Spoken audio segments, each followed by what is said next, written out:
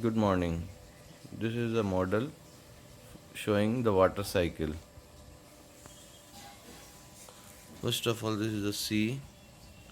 Water is getting evaporated due to the heat of the sun. It's evaporation. When the water vapors rises up in the sky due to cold, it gets condensed and the clouds are formed. After that, due to precipitation, the clouds become rain and there is the rainfall. Moreover, the due to transpirations from the trees and leaves, the water is also evaporated. And in this way, we can see the water going up and then again coming down the water.